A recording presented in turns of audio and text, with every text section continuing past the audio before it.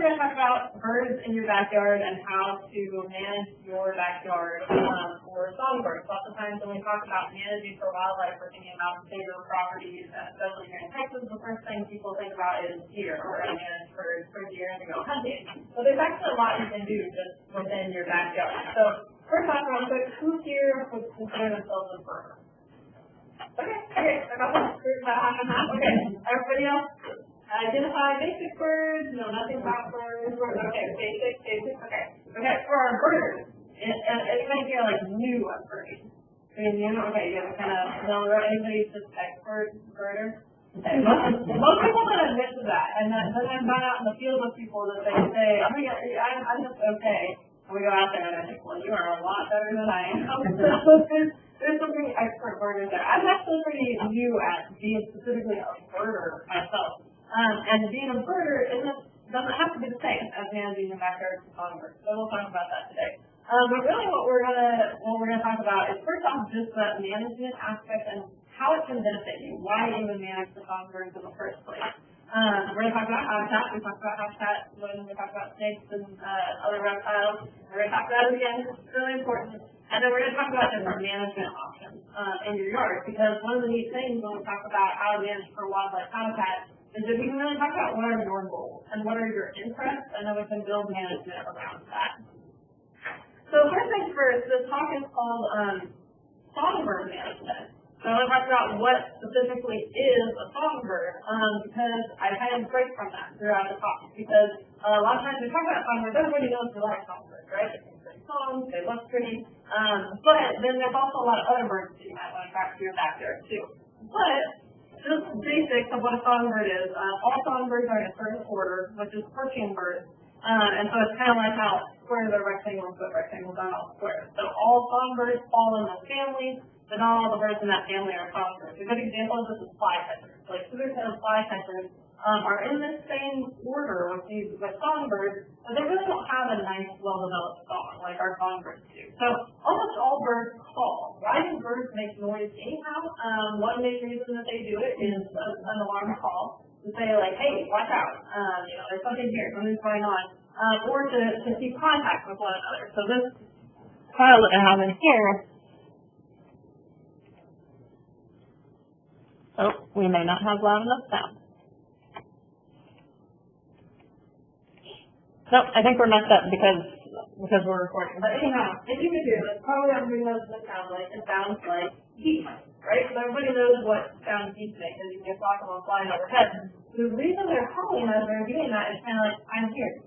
Where are you? I'm here. Where are you? And it keeps them so that they can fly well, so that they know where everybody is. So all songbirds make some sort of noise. Songbirds sing well-developed songs. So they do this for territoriality, say this area is mine, and to find mates. So you'll hear them call throughout the year, even sometimes after they raise their young, they're still defending that territory. And so I don't know what file I have on there. They're not working right now, but again, just to think of a beautiful songbird sound, so like a meadowlark, they make a really beautiful sound. And it sounds really beautiful to us, and it's also more complex than that, to where they're communicating with one another, things like, I'm fit to be a good mate, or this is my territory, stay away. So, covering that, now I'll talk a little bit about the benefits of birds. Why manage for songbirds anyhow? This is different than when we talk about, like, why manage for deer, or quail, or ducks, or things that we hunt, because there's no physical utility in songbirds. You cannot hunt them, you can't, it's actually even illegal to use feathers. It's kind of on the word feathers. You get feathers a lot to pick it up and take it home. I thought that anyone who's come to your house would take your songbird feathers, but that's just kind of an interesting fact. And the reason that this was done is because of overharvest of birds and damage that was done to birds back at the beginning of the 20th century. So the Migratory Bird Treaty Act covers all migratory birds, all songbirds, including ones that are resident, like cardinals. Those still fall under this, but this covers all birds, and it's between us, Mexico, and Canada, and all those countries to say, okay, these birds cover this area, and we need to manage them so that we can keep track of those populations. Birds don't pay attention to the borders that we have set up, and so we have to talk about how we manage them collaboratively. So what benefits can you get from songbirds? Well, recreational is a big one. So we just said about half of our audience here is already bird watchers, and you think that's something that's fun to do. Photography is another thing that goes along with that. Some people that are birders also like to take pictures, and sometimes not. And some people are more focused on the photo side of it. All of that goes into ecotourism. So some people that are birders are just interested in those birds in their backyard. A lot of people are willing to travel and travel a long way. Actually, I'm putting together a birding program, a trip, an overnight birding program out in West Texas, which I can give you all information about if you're interested. Well, while we were looking at this and looking at other sites that offer these birding tours, we found one that offered you to find 1,000 birds during a trip or to get $1,000 back. So it was like a $15,000 trip. So that's a big economic impact. I don't have that kind of money, but there are people that are willing to do that to find birds that they want to see. So, and then the ecological value of birds. So good songbird habitat is often good overall wildlife habitat. A lot of the reason that some of our grassland songbirds have declined is because we've lost a lot of our grasslands. And so when we lose those, we're not just losing songbirds, but we're losing butterflies and other native pollinators, other small mammals and things, native small mammals that use those habitats. So if we can preserve songbird habitat, then we're helping other wildlife as well. And then this rolls into protecting any species that are in decline for various reasons. And finally, there's an existence or historic value. And we talk about reasons that wildlife matter. Part of this is because we want, it's always been there, and we want our kids to be able to see things. One of my favorite bird calls in the entire world is the western meadowlark. And I hope that someday I have children and grandchildren that they can know what a western meadowlark sounds like. And so that's one reason that we promote habitat management, is to continue these species. So let's talk a little bit more about this recreational activity. Again, just because you want birds in your backyard doesn't mean you have to be a birder, and vice versa. Well, I think virtually all birders want birds in their backyard. So some people want to manage them without getting really into it. But there's 47 million birders in the U.S. So this is a big growing thing. When we talk about other types of outdoor recreation, for example, hunting, has actually declined. It's about stable numbers, but as a percentage of U.S. population, numbers of hunters have gone down. Birders have gone up by a whole lot. Most of these birders are older, so typically tend to be in the older section of the population. Is about 50% of all birders, and a little over half are female. So that just kind of gives you some of the demographics. Now, Texas, about 11% of Texas birds, so if you compare that to the U.S. population, we're about half as a percent of the state, but don't worry, Texas still is awesome. The third most avid bird in the country. So people who bird in Texas bird an average of 132 days a year, which is a lot. Every weekend. Over 30 years, sorry. Every weekend. Every weekend, yeah. Every weekend, lots of time in between. Again, this goes back to the statistic: over half are older, are going to stay retired, so they have time to go out and do things in birds. But also, I'm going to talk a little bit in a second here about what it takes to be a birder. And so you can do something like this. You can bird every day. That's one of the cool things, and that's one of the reasons we're going to talk about bird management in your backyard, is because when birds are in your backyard, you can bird every day. If that doesn't be number one most avid birding. So how does this play into the economics? $14.9 billion are spent just on birding trip-related purchases. This doesn't include, birders that stay at home. That's a whole other segment of birders. But the birders that do travel spend about this much on traveling. And then when we talk about equipment purchases, so now this is including, somebody at home that's going to buy binoculars and field guides and stuff. We're about $26.1 billion and 650,000 jobs created because of this industry. So this is a really big deal. It's something that can have big impacts on conservation. So we're going to talk about what is birding. So essentially, birding is identifying and observing birds. So this is why you can bird in your backyard, and you can do it every single day. You can see what species come in, and you're birding. That's pretty much all there is to it.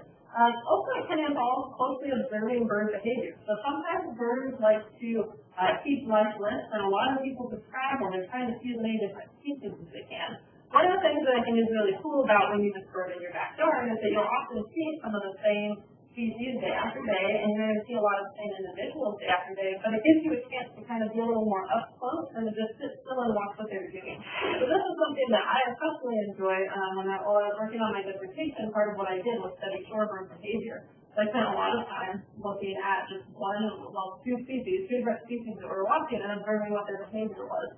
And it's kind of just a neat connection. It's neat to sit there and really learn and watch what that bird is doing.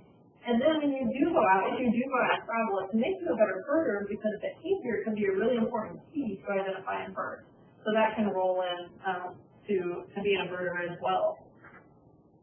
So who can go birding? Anyone. This is one of the reasons that I get really excited about doing this class and why I enjoy doing this. Is because birding is really one of our most accessible outdoor activities. If you can do it in your backyard, that alone makes it accessible to pretty much anyone.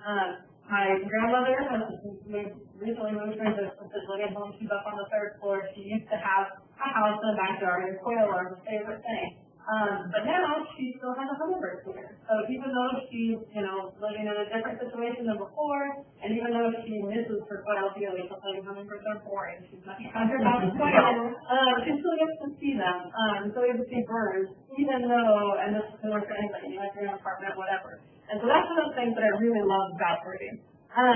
It's available to a wide variety of ages, too. You can get anybody interested in birding pretty much at any age. You can travel, you can stay at home, you can hike if you're really into it. Some people bike while they go birding. There's actually a man who bikes around the entire U.S. He did a big year from his bike, which is where people dedicate a year to go find as many birds as they can. And he did the whole thing with no motorized transport the entire year. That was pretty amazing. So there's a lot of different options. There's driving routes. You can stay in your car and do driving routes that are laid out for birds. And then ways to go birding, of course, anytime. One of the neat things is that throughout the year, you'll see different species. So summer, we get a lot of our birds like hummingbirds. That's something that comes through. Winter is when a lot of our different waterfowl will come through. Migration, we are in a migration hotspot right here. So we get a lot of birds that are only going to come through San Antonio in the spring or in the fall. And we get some pretty amazing species because we're right at kind of the edge of different flyways. So we get that overlap with birds as they pass through. And then finally, there's some things that live here year-round. So we kind of think of them as common, but they're still pretty spectacular birds. So I think I may have mentioned before, originally from Colorado, we don't get a ton of cardinals there. And so when I first came down here, I flew them. They're so cool. And everyone was like, oh, yeah, they're here all the time. But they're still really neat. And so you can be thankful for some of the resident species you have as well.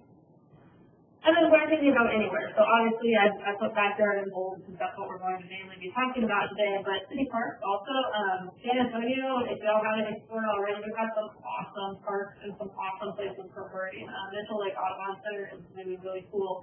And then various other parks. Sometimes too, it doesn't even have to be, the park doesn't have to be set up for birding, but just because you're in a different place, you can see some neat things. We talked about last talk that there's 3 different ecoregions throughout Bexar County. So if you move throughout different places just within your one county, you can hit some of those different ecoregions and see a really different array of species there.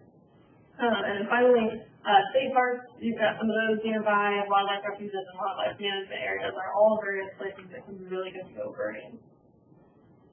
So this slide is to talk about the why perspective as far as the existence value of birds. So one thing that birders are often good about is sharing that with other people. And so I think this is something, because it's so accessible, because you can be any age, if you have birds in your backyard, it can be a really neat way to talk to people about birds, to talk to people about ecology, to talk to people about conservation. All of you, especially who have been here for all 5 talks, natural resources are really important to you, especially our national resources.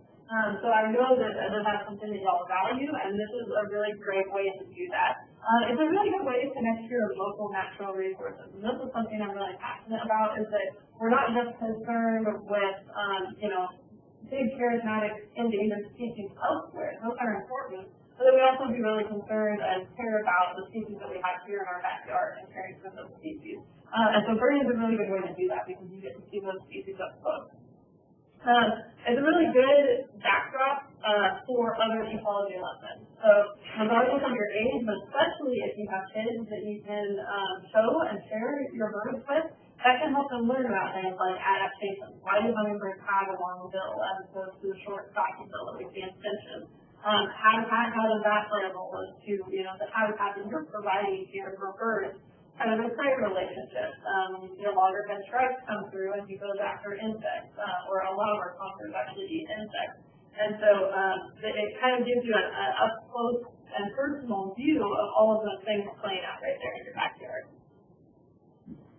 And then finally, I wanted to cover the birding ethics. And so I think for one, it's good to know if you're going to be a birder, just some of these kind of basic and kind of common sense things to do if you go out, but also this can be kind of another teaching point. If you're going to see any birds when you go out, you have to be quiet and calm, for example. And so otherwise you're not going to see anything. And so it's a good way to learn just kind of some of these respectful ways of interacting with nature too.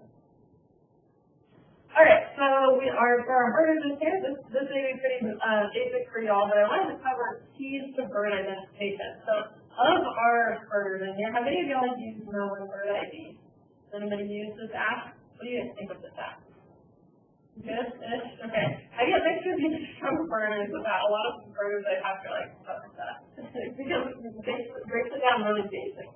And so I think once you kind of move beyond the basics, you may not want this app anymore, but for people that are just getting started, or for me, when I just need to look up something really quick because I'm in a new area, I use this all the time when I'm in new areas. It's a really nice app. So that's what this little icon is here. I'll have it listed later too.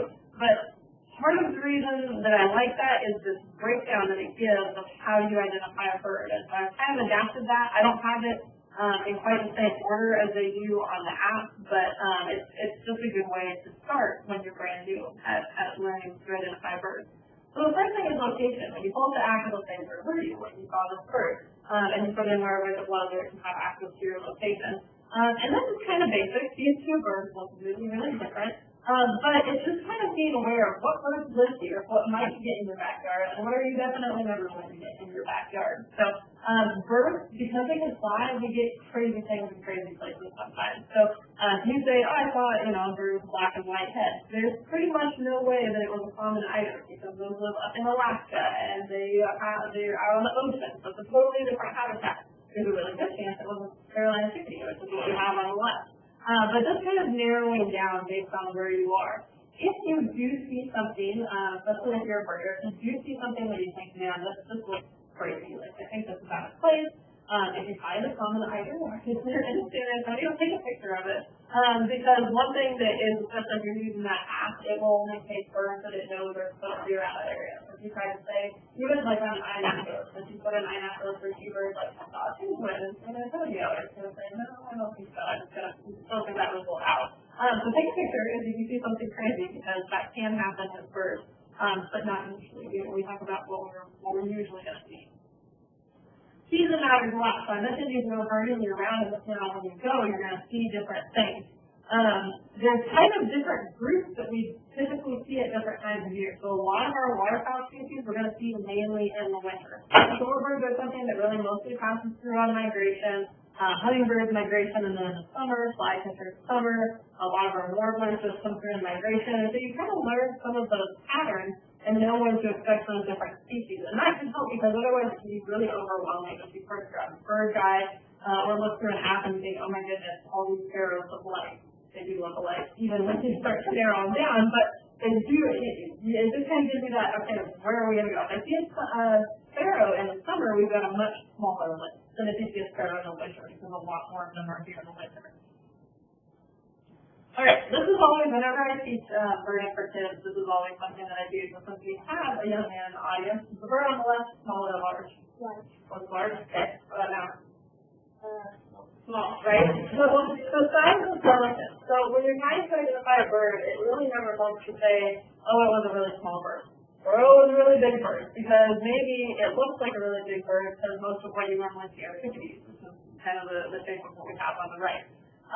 So one of the nice things about this app is that it'll ask you what it is in reference to other bird sizes, like was it bigger than a robin, was it smaller than a crow, and you can kind of scale it. So something to do here as you're learning to identify birds is to learn kind of what standard sizes are of things. Look at a whole bunch of grackles, right? We've got a few grackles around, right?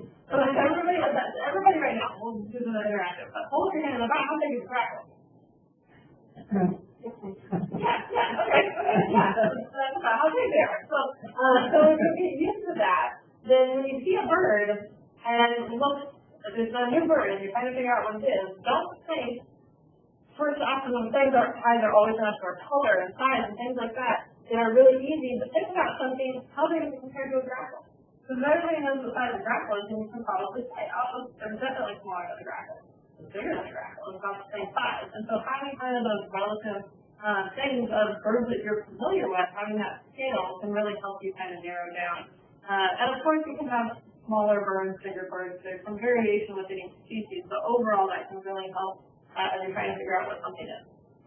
Then there's different mineral shapes by group too. So this I kind of add into when we're talking about size. We have all these different bird silhouettes, and we can get, there's kind of some characteristics that we see in each. So without knowing exactly what these different birds are supposed to be, we can tell that this is a heron, right? It's got the tall long legs with a long neck.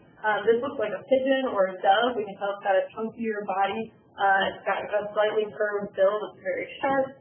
We can see, I mentioned earlier, this is maybe a 15-year-old warbler. It looks like it's got a short beak and a small, squat body. Or is that a raven or a crow or something? And you're looking at those things, ignoring the color, because again, our eyes really focus on color, but that's not always the best thing to look at. And looking at things like the different shapes and sizes of beak. You can see all these different birds up here have different shapes and sizes of their beak, different shapes and sizes of their body. So that can be a really good clue as well. So color can be a tricky thing. It can be really helpful if you say, I saw a bird that had some blue on it. Well, if these were your options to choose from, those are pretty different looking birds, right? So they all have blue, but they all have a pretty different. But if you say, well, I saw a bird that had some yellow on it, this is a little bit different, right? If I said, okay, well, these are your different options. Which of these do you think it was? It might be kind of hard to remember which of these it looks most like, because they all have yellow. They're all really similar. They're all about the same size. They're all about the same shape. So it can be kind of tricky. So when you're looking at color, another important thing to look at is where on the bird that color is. So this is just kind of a basic map topography of a bird, and just kind of the different words that we use for things. Not that you need to know the words, but that you can look where specifically on that bird are those colors occurring. So if we go back to our little yellow birds here, you can see this is an orange-crowned warbler, and you can see that he's kind of yellow all over. Whereas on this wolf's warbler over here, he's got a nice little black patch. And so whether you call it a cap or whether you think it's a head or a crown or whatever, just knowing that on this part of the bird, this little part right here, he has black, that makes him different from something like our orange-crowned warbler. Two of these are actually birds doing their test. Two of these are actually the same species, just got male female. Anybody know which two are the same? Not the top one. Okay, so the wolf's warbler is pretty obvious. See that here by himself. These two are actually the same. This is a female orange-crowned warbler, and this is a male orange-crowned warbler. So kind of things, he doesn't have really any markings that stand out. Just kind of plain all over. That's something we say about orange-crowned warbler sometimes. The male does have an orange crown. He just doesn't usually pick it up. It's usually laid down. But there's not really too much that's distinctive about them, right? Like it just looks yellow all over. And she just looks kind of like a dull yellowish, some yellowish green-brown on her wings. So if we compare that to, I don't know what this is, yellow throat. Over here, yellow throat warbler, he's just really got the yellow is most prominent on his throat. So you got that bright color, you can tell he's a male because he's nice and bright, but it's really just here as opposed to on our orange-crowned warbler where it's all over his head, it's all over his body. So that's a little bit different. So color can be tricky. So pay attention to where it is, and that'll help you out a lot. And then finally, behavior and habitat. So different birds, even that look alike, can often spend their time in really different places. So kingfishers over here on the left, we're typically going to find near water, right? So kingfishers, that's been part of their name, so that's typically where we'll find them, as opposed to something like swallows, which will visit water. We can also find them really far from water. You typically don't find kingfishers too far from water. What does a bird's flight pattern look like? If you ever notice when a woodpecker flies, you watch them, they kind of, they do this. So they flap and then break, and they kind of make an herb pattern. So you can watch that, watch the bird as it flies up. You also see a difference, even different species of ducks. So something that's fairly similar. You'll see some of them fly really straight and true, and some of them kind of all over the place, like teal, and go everywhere. And so you can watch some of those flight patterns and start to learn. And then finally is the bird alone or in a flock. So after our kingfisher, usually only see one kingfisher. They happen maybe nearby. There may be a couple, whereas swallows, you'll often see swallows, purple-martin, whatever, there's a bunch of them, right? They like to be together in big flocks. So that's something different as well. All right, I'm going to try to sound things. You should link to websites. But kind of a bonus clue that we can use sometimes is sound. And let's see if the link's carried over. I don't think they did. Oh, maybe. There we go. So for really similar looking species, sound can be tricky, but when you start to learn it, it can be a really, really useful tool as well. So here we've got a natural warbler that we looked at earlier. That's this one up here on the right, and then the orange-crowned warbler down center. So they look pretty similar. Even when we talk about looking at where those different colors occur, the natural warbler definitely has a more gray head. And you can see the orange-crowned warbler's head, or her head, is kind of the same as all the rest of her body. So that you can kind of tell apart. But again, maybe if we had a female natural warbler, they look more alike. But I won't play their sounds for you. We'll see whether these actually play. Okay. Well, maybe our sounds are not going to play. They two sound really different. So a natural warbler, as it describes here, for me song descriptions are kind of hard, but it's kind of a dry chip to the call, so it's a lot more choppy. Whereas when we talk about our orange-crowned warbler, it's a little more smooth. So I can send you all these links if you're interested, or this is one of my favorite sites, allaboutbirds.org. You can type in all these different kinds of birds, and then it has, if I scroll back down here, you can see it's got identification, life history, sound, and video. So you can play those different sounds and hear that those birds sound pretty different from one to the other. I have them on my tablet, so I'll have to show y'all guys that later too. Now, how do you get to where you can use sounds? I am new to trying to identify birds like that. Oh, there we go. You got it. Thank you. Is that the natural? That's the natural. That's the natural, okay. So, tip, tip, tip, tip, tip, tip, tip. I'm terrible at everything happens, but you can hear the tip, tip, tip. It's a little more choppy, and then you have the orange crown.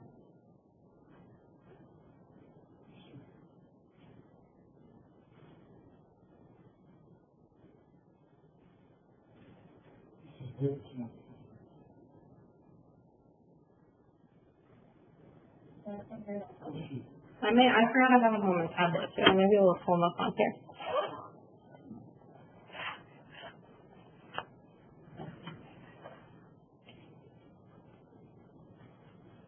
That's the Nashville again? Yeah. Okay.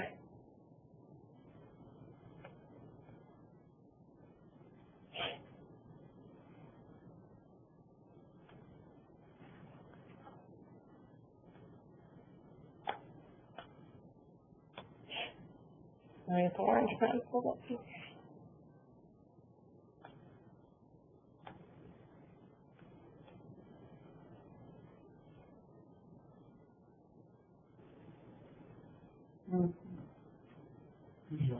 That's the orange kind, yeah. Oh, that's the same kind I've got here. Okay. So you can tell how it's more strung together. They're pretty similar, but you can hear a difference, right? All strung together as opposed to the tip, tip, tip, tip of our of our natural warbler. So these are something I personally am coming into fairly recently. I'm still working on these, but as you can hear, you just really need to practice them. Especially if there's some that you have birds that you see a lot but you're not sure. So maybe you know you have both of these warblers that come through in the spring and you have trouble identifying them. Or maybe you have a couple of sparrows that you know will come through in the fall or the spring on migration or during the winter. And you know you've got a couple different species and they're really tricky for you to identify. Learn the sounds. Just start with a couple of learning those few different sounds. We started with out at our house we have some cactus wrens that live nearby, and so I just started off with learn what cactus wrens sound like. And now that I've got it, and they are pretty distinctive, now I know that that's them when I hear them. So that's one really neat way to do it. nothing beats going out in the field and looking at these. You can get apps even that quiz you, as well as just some of the pre-recorded songs that you can listen to. The apps are really nice because some of them will show you what the sound looks like as it, kind of the fluctuations. But nothing beats going out in the field because you can also tie it to the behavior, and that's pretty cool. Is to actually watch the bird singing. Sometimes that's what it takes to kind of cement it in your brain. So that's one other identification tool. All right, so now we're going to talk about the conservation aspect of why we might want to manage the bird habitat in our backyard. In Texas, we have what are called species of greatest conservation needs.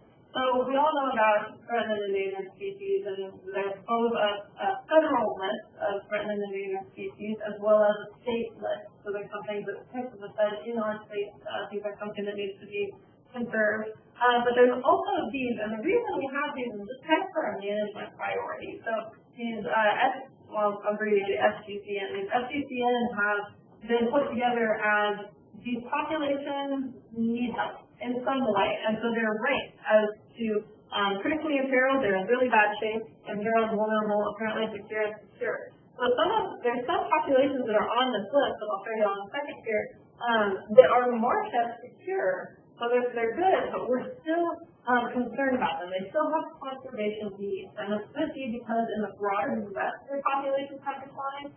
Maybe they still have secure populations right now, but we know either those populations have declined or maybe those populations are stable, but we know from elsewhere in the country that they tend to do poorly when conditions change. So if habitat is changing, if we know, for instance, that we're losing grassland habitat, which we are across the entire U.S., we know that any grassland birds are something that we might want to work on conserving right now. So that's how those rankings work out. And they're also listed by ecoregion. So since we have 3 ecoregions all coming together in Bexar County, I went through and picked out the ones to note. So these are just the songbirds and any other birds. And I color-coded them according to their listing. So thankfully we don't have any right now that are that one that's really imperiled. But we have black-capped deer and golden cheeked warbler, which I'm sure all birds out there today. Got that number 2 ranking as being fairly high concern. And this list, I think, was last updated. It's been a few years, so some of these have changed. Some of them have gotten better. Some of them may have gotten worse.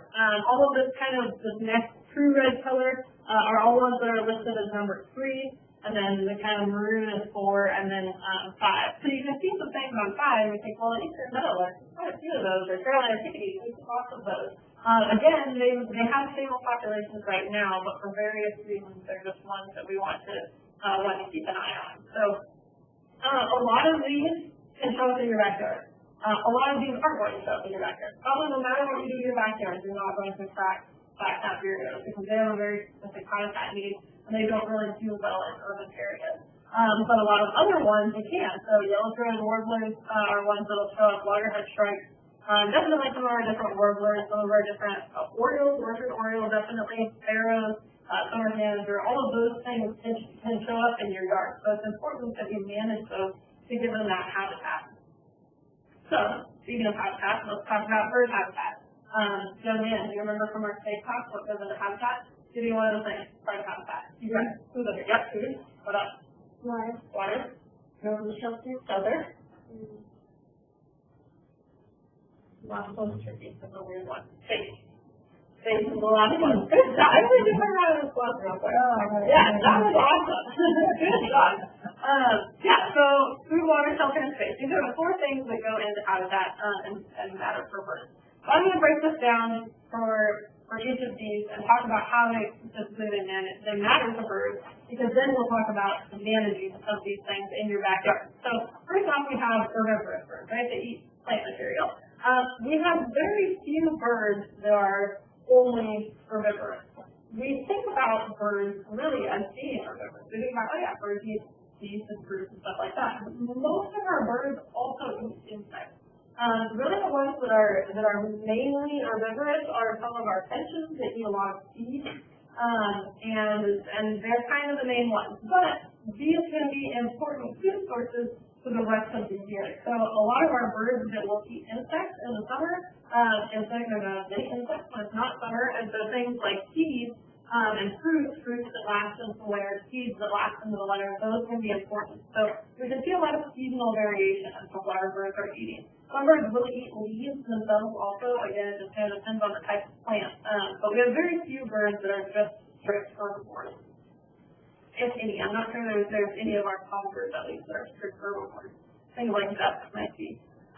Then we have carnivorous birds, but eating other animals. Again, we don't really have any that are just truly carnivorous, but our most carnivorous of our songbirds is waterhead shrikes. These guys are one of my favorites. I think they're super cool, even though they're super vicious. So waterhead shrikes are famous because they will catch other animals. They like to hunt. They hunt insects, lizards, frogs. They will hunt other birds almost as big as they are. And the reason they're famous is because then they will stab those things onto something sharp for later. So if you ever come across a yucca or a prickly pear thorn or barbed wire cactus that has like a lizard stabbed onto it, there's probably not some sadistic little kid running around. It's probably just birds. They'll do that and then they'll save them for later. And there's actually there's a ranch in kind of southeast Texas, part of Texas A&M property. The man who manages it right now has told me that they have this particular row of barbed wire fence. They've got a waterhead shrike that's really good, and he'll drive by every day. And it's like seal, grasshopper, mouse, seal. It's just like every little plant on the barbed wire fence has something on it because that is such a cool shrike and put the things across there. So these guys are the most carnivorous of our songbirds. They do count as songbirds. They do have kind of a more well-developed song. Not a very pretty song, but we don't really get to see the judge. It's not a pretty thing that we get to see songbirds. It's just they have a well-developed song, and these guys do. So. All right, so most of our birds are omnivorous. All of our flycatchers and phoebes and warblers and sparrows and everything that we think of as, oh yeah, we'll see them as mosquitoes. They come in to eat the seeds. They're still mostly omnivorous. The reason for that is that when insects are available, very few birds are going to turn that down. Insects are a really great source of fat, protein, and of water. They have a lot of preformed water in them. So most birds, when they get a chance to eat and they do see bugs, they're not going to say no to that. And so again, that's just kind of a seasonal thing. Are those bugs available? Some birds spend more time eating bugs than others. Some are very specifically adapted, like flycatchers, to catch bugs in the air, whereas other ones are really going to take them mostly off the ground. And then finally, scavengers. Our bird that are most scavenger is turkey vultures. Black vultures will also kill their own prey, where turkey vultures pretty much only eat it if it's already dead. Carriers are something else that are commonly seen in scavenging. We really don't have much data, actually no zero data from Texas about what carriers are eating here. What we know about what they eat in the U.S. comes from Florida, and their diet is about 50% insects. So they're like packed down big juicy bugs also, but they will definitely scavenge. So when they come across lots of nice roadkill, they're going to go ahead and eat that too. This is just to round out talking about food. Most people aren't interested in managing food things in your backyard. And most of them will come into there anyhow. All right, water. So I mentioned that insects have a lot of water in them. Something I like to talk about with water is there's three different types of water. First off, there's free water, and this is what a duck will go swimming in, or what comes out of the faucet, or you take a bath in, or whatever. Then there's preformed water. So that's the type that's in a grasshopper, or in a caterpillar, or whatever this hawk is eating right here. It's nice and juicy. Just like if you eat a salad, you're not going to be as thirsty as if you eat bags of potato chips, right? Because lettuce has a lot of water, and that's preformed water. And then finally, there's metabolic water. So if anyone wants to go back to vegetable chemistry or anything really quick, if you remember when you metabolize food, when you break down a fat molecule or a protein or carbohydrate, there's that process to produce energy and carbon dioxide and water is one of the byproducts. So there's a little bit that comes from metabolic water as well. So different birds, depending on what they're adapted to, have different needs. So obviously, a duck is going to use water not just to drink, but that's the habitat that it uses all the time. So food grows in that habitat, so it'll spend a lot more time there. All birds, though, will usually, or most birds, will come to water at some point. So this can be a really good thing to have in your backyard, is to have a water source. Because they'll bathe in it, just kind of take time, especially if it's hot. That can be a really important source.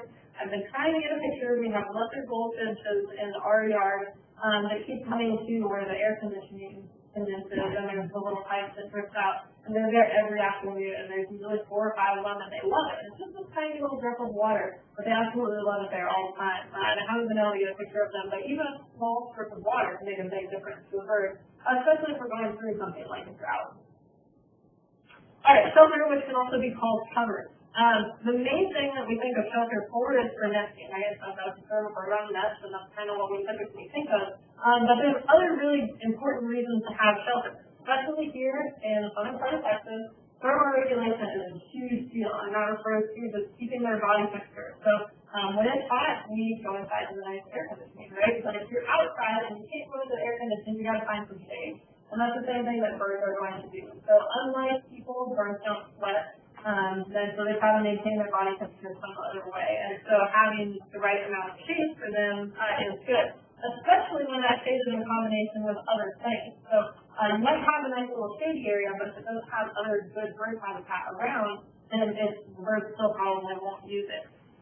Nests can be up in a tree, so arboreal, like this bird is demonstrating here, or down on the ground. For the most part, a lot of our ground nesting birds aren't going to be found in the backyard because there's just too many dangers to them of nesting there. But trees in your yard can be a great place for birds to nest. Shelter also helps birds get away from predators. And there's two different kind of groups of predators that birds can be worried about. So aerial and terrestrial. Terrestrial are things like snakes, cats, anything down on the ground, raccoons, they can touch on, anything like that. Whereas aerial predators, we're talking about birds of prey, so owls and hawks and those sorts of things. And then finally, roosting at night. So when birds do at night, well, they sleep or they rest like we do, so they'll want to find a good protective place to do that. Roost trees are often not something that you want in your yard because when a roost tree is somewhere where you have a lot of birds all at once, so you can end up with a lot of droppings underneath. But depending on where it is, we do have, there's specific flycatchers actually that roost in our live oak tree at home. And it's fine because it's over the grass, and so they don't, those don't really cause a problem. They just drop and fall over the grass, and it's fine.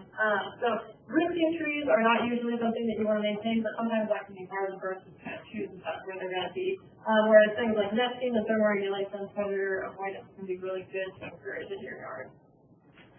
All right, finally, space. This space is hard to remember, and it's not really tangible like the other three things. You can see the food and the water and the shelter, but space is kind of more of a concept. And space has to do with the arrangement of those other three things. So where are our food, our water, and our shelter? Do we have enough of them? And how well are they connected to one another? So if we have food and water right here, but the closest shelter for the birds is 10 yards over, the birds probably aren't going to come to eat in your bird feeder and take baths in your bird bath if they don't feel safe there. If you just have a big lawn and a fence around it, and no trees and no bushes and no anything else, it doesn't matter if you put a bird feeder out. Most birds are probably not going to use that because their shelter is far away. Same thing as they give you food and shelter, but it's just super dry out and there's nowhere for birds to find water. Having enough of those so that you don't have birds competing too much over it. So at our little spot where our air conditioning unit comes out, there's always both into taking turns and kind of fighting over that resource. It's really the only little tunnel of water. And there's not much out there. So we only get so many because we can only sustain so many. There's only so many birds that can fit around that water, and we're not really going to increase that population with that tiny little tunnel of water. Space also refers to the interactions between these animals, so both within their species and with other species. So when we talk about some of those interspecific interactions, so interactions with other species, one thing is predators, and predators can be a really big deal, especially for songbirds. Are there places, even if you've got food, water, and shelter for birds, even if that shelter can help them hide from predators, do you have lots of predators nearby?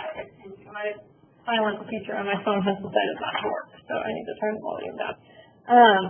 So if you have a lot, if you have a place that, for instance, a lot of hawks like to hang out, maybe there's some nice open space nearby, some nice open fields with big tall telephone poles for hawks to sit. Come on down and join us. We're glad to have you.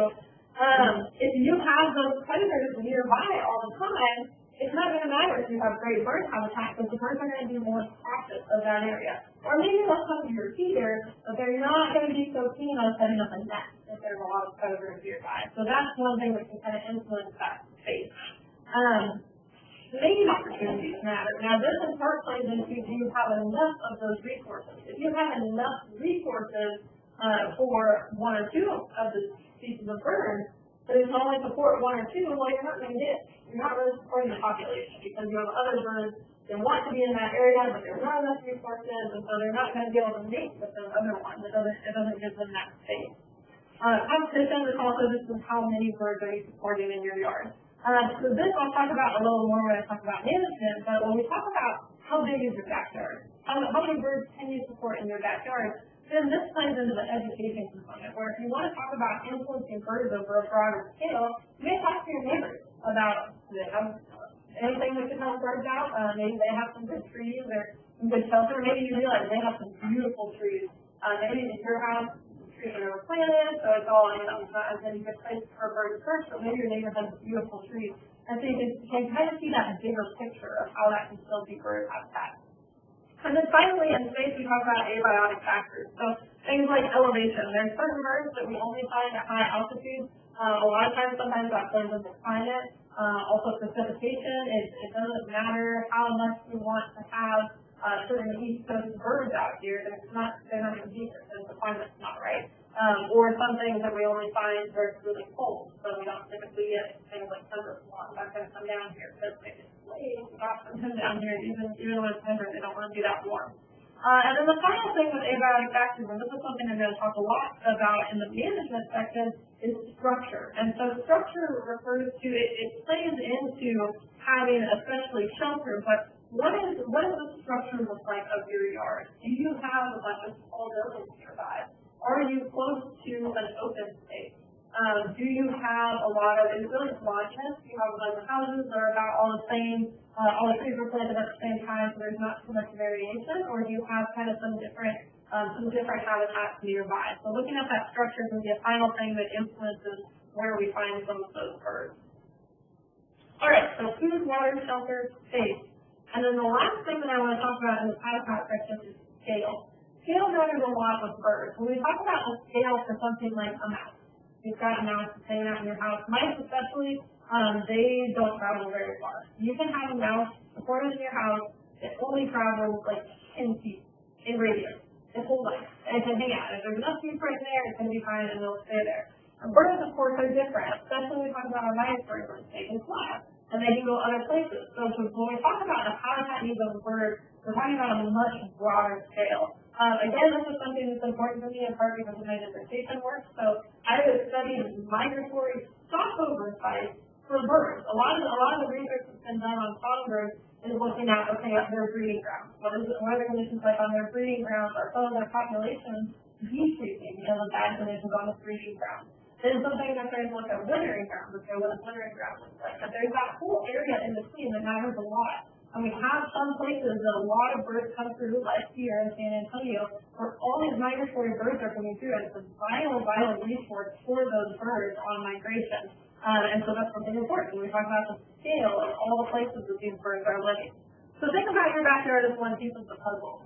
When we talk about wildlife habitat management, I think it's easy to think about, well, if I had a ranch with a few thousand acres, what would I do on it? I do all kinds of good things for birds. So you can actually do a lot just within your own backyard because it's one piece of the puzzle. It's one little part of this big scale that birds are using. Then, of course, different species operate on different scales. And part of this has to do with migration. If you have a bird that's not migratory, either because that species isn't migratory or because we have some residents, so like our cardinals, in some places you get like resident and these populations, they're operating over a smaller scale because they're not traveling, as opposed to something that is migrating. This also has to do sometimes with the size of the bird. So within your backyard, smaller birds can need a smaller space. So we've got this purple martin house here, especially just because of the behavior of purple martins. They love having these little condos where you've got house and house and house and they're stacked and they're together. And you have multiple of these and they love it. They love to all be together like that. And owl says, no thank you. I would like my lab to myself. And I do not want to see anybody else. Probably not others. Maybe they'll have a mate there, but they don't want others of the same species, and possibly not even other owl species to be nearby because they'll sometimes look predate one another.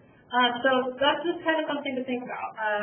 What are the behaviors and size all fall into how much space, what scale does that bird need?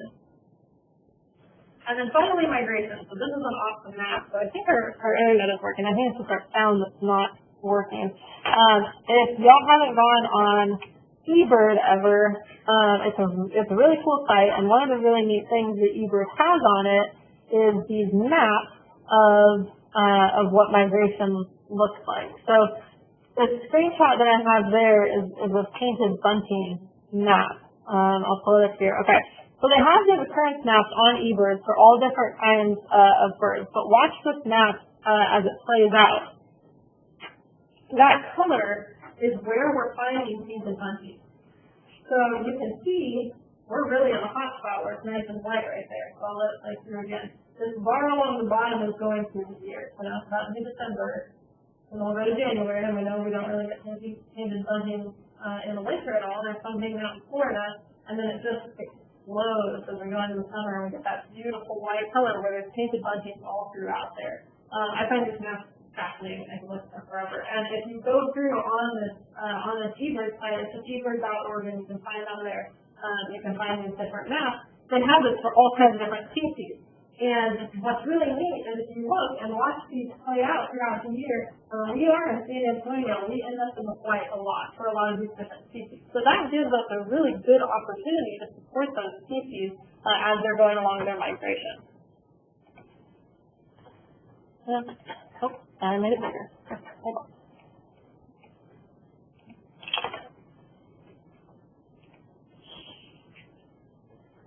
So that's just really to show the importance of what we are. Again, your yard might be small, but you're part of a big puzzle. There's places all throughout here that these birds are using during their migration, and each of those spots where they can find some habitat is important in helping them on their journey. All right, so now the management part. So we just talked about all the kind of the background, and we're going to talk about these actual management strategies. And what I'm going to go through here, again, here's our food, water, shelter, space that birds need. So I'm going to go through each of these and how you can provide that in your backyard. And just definitely with some things that you can do will provide multiples of those different habitat components. And then finally, I'm going to talk about in this section that we'll look at some different examples of yards and talk about whether that looks like good bird habitat or not. That's a lot of these, we're going to look at some different examples in this section. So first off, providing food. I mentioned this earlier when I was talking about what birds eat, that season matters. So lots of birds will definitely eat insects, but in the winter we don't really have insects available. So the species that are still here, some of them migrate and they'll go elsewhere. But for the ones that are still here, they're not going to be able to get that same resource. So they may have kind of a flexible diet depending on what's available. The nutritional needs of a bird also vary throughout the year. So if you think about a bird's life cycle and what it's going through, it has some big events in a bird's life are one, to produce young. So when it's laying eggs for any of our animals, when they're pregnant or laying eggs or giving birth, nursing young, caring for young, whatever, that's a big energy expense for that animal. And so they need more nutrition, especially the females, during that time. Another thing is when they molt. So birds will lose their feathers, we call that molting, and then put new ones back on. And as they're replacing those feathers, that also they're generating their body from making those new feathers. So that takes a lot of energy as well. So there's kind of some times of year right before migration is a really important time in a bird's life because it needs to make sure it has enough resources to actually be able to travel that whole long distance. And then the species that we have varies throughout the year, as we talked about. So depending on you get different things through, that's going to change. If we're going through the winter, the birds we do have in the winter here, because we don't have things like insects out, there's a lot more of a need for extra food during the winter than there is during the summer. And then finally, the species matters of what you're trying to attract, because different types of feeders attract different species. Obviously, you wouldn't try to feed something like a warbler out of a hummingbird feeder, because they won't come to it. That's really specific for hummingbirds. So we'll talk about some different feeders that different species like. So here's kind of just a list. There's a lot of different types of feeders that you can put out, and I'm going to go through each of these and kind of talk about the pros and cons of the different ones. So the first is a tray or a platform feeder. This is it can be long or it can be smaller than this one is here, but it's just pretty much a tray. Just feed out on it on the flat, the birds can stand there and get it pretty easily. It attracts a wide variety of species. So in this picture here, you can see we've got a couple green jays, a red-winged blackbird, a grackle. Pretty much any kind of species will come because they they can all feed from it pretty straightforward to get food. A major downside of this type of feeder is that it doesn't provide any protection from the rain. So what happens when feed gets wet, that water touches, that water is trapped on the feed, it'll just spoil it, it'll make it go bad. But there can be fungus, bacteria that grows on that feed. Some of those can actually be toxic to the birds. So when we're talking about food that we're providing for birds, we want to talk about helping birds, right? And so if we get something like wet feed, then we're doing more harm than good. And so it's better, if you're not able to provide food in a way that's helpful, you don't want to provide food because it can actually be harmful. You can make these a little bit better if you add drainage so that if it does rain, the water gets off quickly. Here, it's fairly humid here. Obviously at different times of year there was more humid if it does get wet, and especially if it stays wet, that can be really bad. So making sure that you clean this type of feeder often if you do have one of these. Other major downfall of this is that it's easy access to squirrels. Just like all your different species of birds can get on there, squirrels can get on there too, or just about anything else that decides that it wants to eat the food. So that makes these not really one of the recommended feeders. House feeder, this is kind of when you think about like a typical bird feeder, is what we call a house or a hopper feeder. And basically you've got this closed-in compartment here that can store a lot of feed, and then it comes out into a small tray down on the bottom. This will attract most feed-eating birds, so again, you can still get a wide variety of species. It holds more feed than the platform does because we've got it being stored up in this part, and depending on how big it is, you can put a lot in there. And one big advantage over a platform is that it does provide protection from the rain.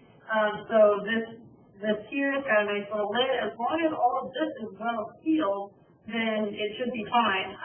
It's really dangerous though if the feed does get wet, because unlike that tray where it can rain and then it can dry out, if some water leaks in here, it's just going to sit in there, and that's an environment that's good for fungus and bacteria, and therefore bad for birds. So you want to make sure you check these periodically, and especially if it's been raining.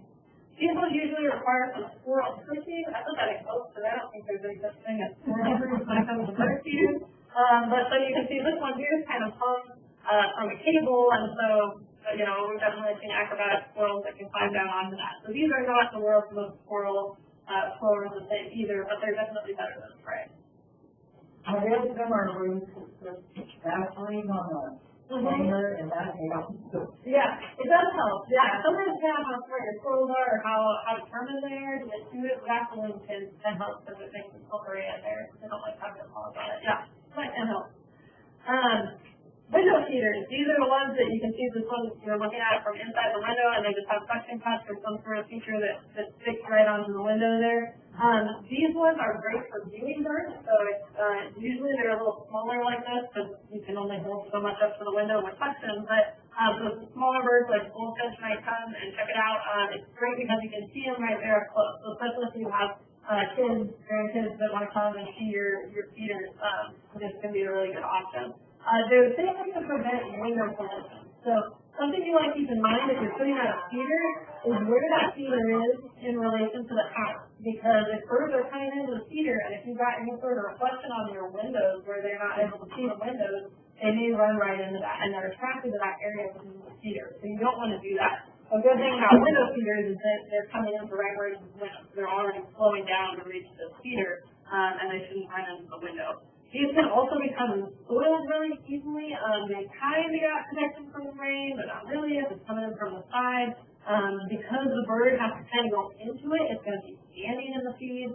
It might be defecating in the feed. So you want to make sure if you have one of these that you clean them often. So change the feed every day, and usually they're small enough that if you have birds coming in, they'll eat a lot of that feed anyhow. But change the feed every day. Get down there to where it's at the very bottom too. But then actually clean it, take the whole thing off every week, every other week, and clean the whole thing. These are great squirrel resistant. These may be the only truly squirrel proof ones until your squirrel finds out how to climb on windows, in which case we don't have other problems. But these are pretty good for squirrel resistance. Okay, tube feeders are these ones that are a long tube. It's different from a house and or a hopper, and it's just long. It's just stretched out as a tube. These are neat because they can have different perches on it. So as opposed to a hopper where you drop the storage part in the tray, These sometimes, like you can see this wire one, the woodpecker is pulling things out from within the wire. And so depending on how these are structured, you can attract different species that you may have.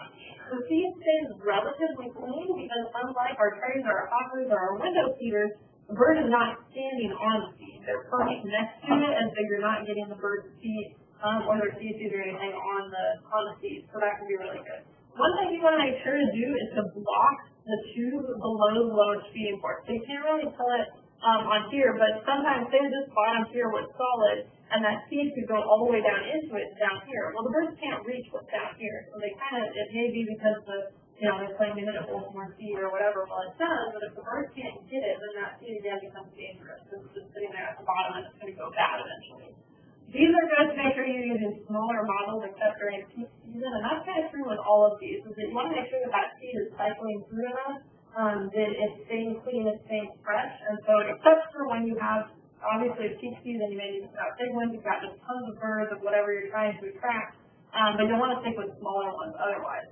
So this tube has the wire mesh on it, but there are some that have plastic on the sides here, and those help keep the seeds dry also, which is good. Again, you want to check the seals on those, just like the hopper feeders, because if the water doesn't get in there, it can be really dangerous.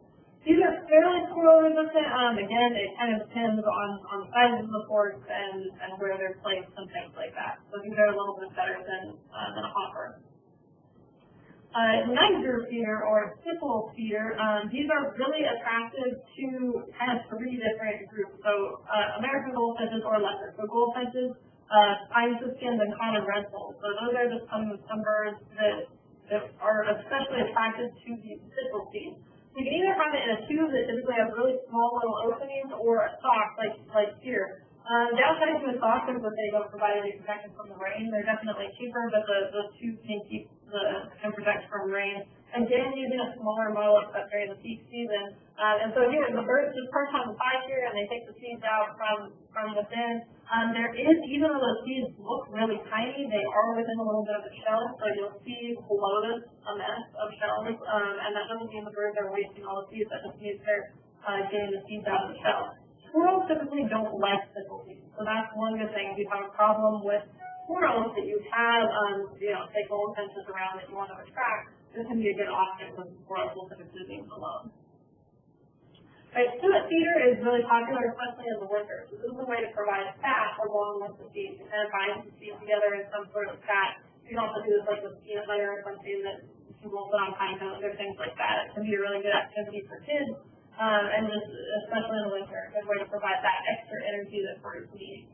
So it'll attract some different birds. If you notice on that list, we've got all kinds of good things like woodpeckers and chickadees and jays, and then we've got starlings. Starlings are a non-native species, and they're not something that we want to attract. So that's one thing you have to be careful of with suet feeders. The ones that are open only at the bottom tend to discourage starlings. So if you imagine this feeder in this picture, that it has plastic on all the sides, so it's only got this bottom part open. That will discourage starlings just because of the way they hold on and the way they perch to try to get at that food. It doesn't always work, and so there's definitely some starlings that kind of figure it out and they can still get that food. But overall, that should help. These come in a bunch of different types. So if you've got, this one's a wire mesh, or maybe plastic, so it's a wire mesh. You can put in an onion bag, and then you can put it on a pine cone. That's a really good activity to do with kids, is to take peanut butter on a pine cone and dip in bird seed. You can make it in wreaths like that picture of the woodpecker that has to be in, it will kind of form into a nice little circle. And these you can, depending on what type it is, you can send it, so like this one here is hanging from the hook. Nail it to a tree trunk, direct application, you set it on a tree. However, squirrels are a big problem with these, so they're a really great source of extra energy for the birds. The squirrels also think they're a great source of extra energy. And so if you have a problem with squirrels, you may want to consider it being more suspended, but even things that's a little heavier, it can be hard to kind of deter the squirrels. Definitely, if you have a problem with squirrels, direct application is not the way to go. You don't just want to set that out because the squirrel can grab it and carry it away, and then your birds don't get it. Hummingbird feeders, these are obviously very specific only for attracting hummingbirds. Really important, the recipe for this is to use a quarter to a third of a cup of sugar per cup of water. In the summer, 6 1/4 cups in, because birds need more water than they do of the energy, especially here when it's hot and dry. You'll want to keep it more on the quarter side of a cup. In the winter, it's okay if you go up to a third. You can still be fine with a quarter cup of sugar. You can just do that all year round. Don't have to worry about changing it. But you can go up to a third cup, especially if we're having a hard winter and the birds need a little more energy for whatever hummingbirds are around, if you have some around in the winter. So for the most part here, you can kind of just stick with a quarter cup. Do not ever use honey. Honey plus water is a bad mix for bacteria and things. You only want to use just plain white table sugar.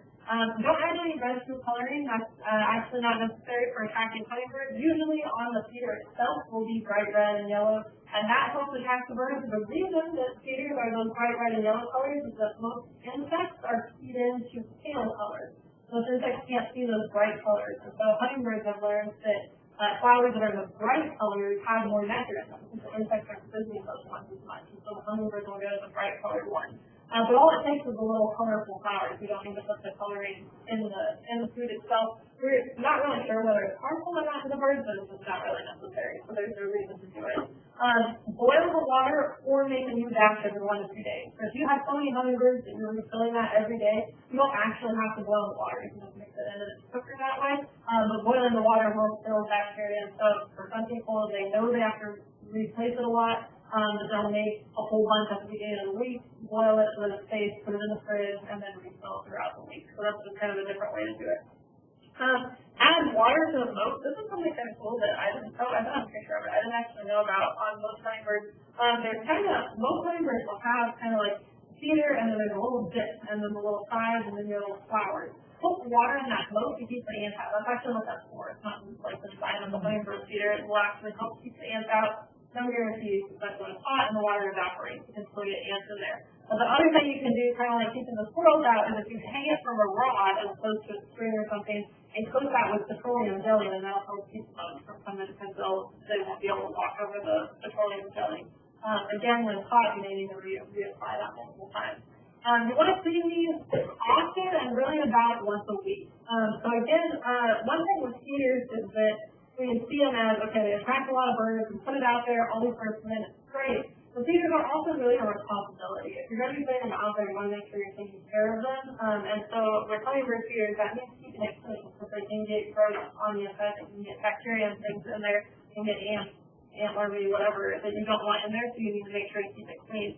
And that feeds into this last point, you want to use many small feeders instead of a few large feeders. Unless you have tons of hummingbirds, and they can drain a whole feeder, a big feeder dry in a day, it's better to have these smaller feeders, especially because we have territorial. But we have these rufous hummingbirds, for example, coming through. They're super territorial, and so they'll chase each other out for the feeders. So it's better to have multiple little feeders so that they have places to go, instead of one big feeder that one hummingbird with attitude can keep everybody away from that one.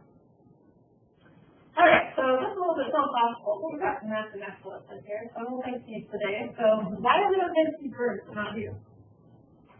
That's a really good question, and I had a professor while I was doing my dissertation that could probably say that all the time. She loves to see the birds, and she would say, well, why doesn't it okay that I see the deer? Because I see the birds. And just talked about this, right? Like, how it's really not good to see deer. We can talk about this for a lot, but we got to say that. This is really interesting. So this just goes into what I said on the previous slide of if you are going to see birds, there's a responsibility into doing that. And realizing that you're providing that food, you need to do it the right way. Because if you leave a feeder out there and you don't ever clean it, or your feed gets wet and you don't ever change it, you're actually really starving the birds. So you've got to make sure to stay on top of that and not just leave it out there. There's definitely downsides to bird feeders. So it attracts a lot of birds, which is really awesome, but there are downsides. Most notably, fish, right? So this is a good example of how feeders tend to not be squirrel-proof. And so squirrels can be a problem for a lot of different reasons. Eastern fox squirrels, they're called eastern fox squirrels for a reason. That's what species this is. And they now extend across like, most of the country because they worked their way over. So they're what we actually refer to as an invasive native species. So they're native to the U.S., but they have invaded places that they never were before. This is an issue like in places along the Great Plains where people have put trees and things where they didn't used to be, but now they have yards and so they plant trees and then the squirrels have invaded in. So when you add to that shelter and those kinds of resources, the fact that these guys can get free food at bird feeders has increased our squirrel populations beyond what they used to be. it might have some negative implications. So non-native species or invasive species like squirrels, and increasing disease transmission. This is another reason it's really, really important to keep your feeders clean. Even if it hasn't rained, even if it looks to you like, the feed looks like it's pretty good, it looks clean and dry, because you have those birds coming in all the time and maybe standing on it, or even if just their beak is going into it, if their bill is going into it, if you have a sick bird, it can leave those little particles of microbes behind where you see other birds coming in. So especially if you ever find a dead bird in your backyard that it's not from an obvious reason, like a cat didn't get it, or didn't run into a window, you just kind of find it and it looks like it was not doing well, or if you see a sick bird, change all your feeds, clean all your feeders, and then put some new fresh stuff in, because whatever it was that bird had, you don't want that to spread. Wear gloves while you're doing that, because there are a few things from birds that people can get. Wear gloves, put the old feed in a bag, and throw it away and start fresh, because that's definitely one concern. That again, you can do this responsibly, but you just want to keep that in mind as you're feeding birds. Then that goes to my favorite point, which is to go all natural. So right now I actually don't have a bird feeder at home. For me, I travel so much that I can't take care of it enough. I know that if I put it out, it would sit for a couple weeks before I'd be able to clean it, and I don't think that's right, so I don't put one out there. But what I do have is a whole bunch of native food sources, and I'm working on putting more in, because I love how the gardens can just grow, and they grow well. And I water them, and then the birds come, and it's great, and so it's a lot lower maintenance. It's also a really excellent food source. So before we were here, before Europeans settled the plains and all these areas of the U.S., there were birds, and they got a lot of this time without us, and they adapted to these plants that could produce these resources for them. So something like sunflowers are fantastic for all the birds that like seeds. They love sunflowers, and even hummingbirds can use sunflowers, as well as all kinds of other, I can give a whole thing just on plants for birds. And so native plants especially are a really good way to go to provide food if you maybe don't want to put in the maintenance, or maybe a couple feeders that you can also put in native plants can be a really good option. All right, water. Bird baths are another big thing. It's a big responsibility. They can be a huge help for birds. As I mentioned, we have those couple that come to our air conditioning condenser, and they use that water, but it's a big responsibility also. You want to make sure you do this right. So first off, you want your bird bath to be as natural as possible. That makes sense, right? It'll attract more birds if it's pretty natural. But what do the specs look like on that? Well, first off, to make sure it's shallow enough. You really want a nice sloped edge, have it be about no more than an inch, kind of where the edge is, and then no deeper than 2 inches in the middle. I see lots of bird baths for sale that are really deep out in the middle, and if you think about how small songbirds are, they don't want to be underwater. They want to just get a drink of water or maybe take a bath, but the goal is not to go swimming, so make sure that it's not too deep. Having a gentle and a textured slope would be really nice. If you have a steep side like a bird bath, those birds aren't going to be able to get out if they actually when they fall in. This is good for other things too. If you've got a mouse to get in, or bugs to get in, or something like that, they can get out again if they have a gentle slope and a textured slope so that they can grab onto it. Having them out or near ground level, so a lot of times you'll see bird baths up on pedestals, and that's fine. Usually about 6 height, that's still fine for birds. I don't think anybody would want a big tall one anyhow, because that would just be a pain. But if you have it close to the ground, or down in the ground, if you have like a natural water feature, birds will love that. And they'll use anything that's more natural, like dripping and moving water. They'll use that more than just stationary water, because that's how usually in nature you'll find a river or something. Having a perch in the water, even if you keep it nice and shallow, but especially if you already have a bird bath and you're thinking it doesn't need to be deeper than this, how can I attract more birds? Put something in the water, so put a rock or a branch, something that sticks out. That's really encouraging to birds to help them gauge the depth. And so they can kind of say, okay, I'm going to perch on this rock, I'm going to perch on this log or whatever, and then I can easily go in and provide that gently sloping textured surface. So you can modify existing bird baths by putting in things like rocks and branches. So here's some examples of different bird baths just to kind of show this. So how does this bird bath look to you guys? It's shallow, yeah, it definitely looks like, even if you go out here in the middle, it's probably not more than maybe 1.5 inches deep, so that part looks pretty good. What else? Texture, yeah, the texture is really nice, so it's kind of got some unevenness here for the bird to grab onto. What's something that's not so good? It's not sloped very well. So it looks like, and it's hard to tell from the picture, but it looks like here we've got, it's a little lower and it looks like it may be sloped there, but over here it's a little steeper. So if you have a bird, over here that slips, especially something smaller, it may frantically flash around a little bit. Again, it's nice and shallow, so that's a good thing. So it would still probably be okay, but this is a little steep, so if you have a bird that just wants to perch and it just wants to drink and it doesn't want to get wet, that'd be kind of tricky for it over there. So otherwise, though, that's a pretty decent looking bird bath. About this one. I don't know if this was actually supposed to be a bird bath. You never knew that I found out later, so we analyzed it. But this may just be a decorative water feature. But again, a lot of times, you think, okay, well, I'm putting water out there. The goal isn't to attract birds, but maybe they'll come anyhow. This one is not so good. But if you had something that looks like this, what would you do? Put a nice big rock in it, and then the birds would still probably use that. All right, this one's pretty similar to the first one. You can see this one is just a little bit more sloped on the side. So it's nice and shallow. This bird is able to stand in it and get just as wet as it wants to. It doesn't get more of it wet. And then all the way around, it's got that nice, shallow, textured slope. And then this one I think is a really good one as well. It looks like it may get a little deep in the middle. That may be more than 2 inches deep in the middle. I can't quite tell. But this is nice, all shallow all the way around, really good texture. It could look like they've got a rock or something out here in it. You could even put some more branches to have more places for birds to perch. Especially when you've got a wide one like this. It's nice because you've got that kind of that shallow gradient, but you end up with a lot of, to make it wide enough so that you've got that perimeter for birds, you kind of end up with this center spot that's not as well used. So that's a good thing about putting a rock or a branch out there, is it increases the number of birds that can use that area. So that's just a couple different examples of bird baths. Now, the other thing we want to think about with bird baths, which this one's less good. It's hard to tell if there's a bird in there, and it looks like they don't have much water there, but this one's pretty steep and pretty deep, too. That bird's pretty far down in it.